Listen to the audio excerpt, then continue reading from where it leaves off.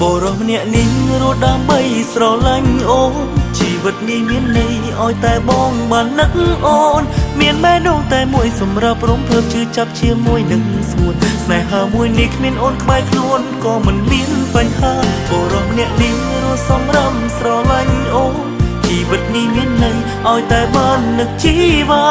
រឿងដែលមកសោកស្ដាយគឺបងមិនអាចខ្លាចជាអ្នកថែរក្សាតែសង្ឃឹមថានឹងមានមនុស្សម្នាក់ដែលអូនស្រឡាញ់មើលថែអូន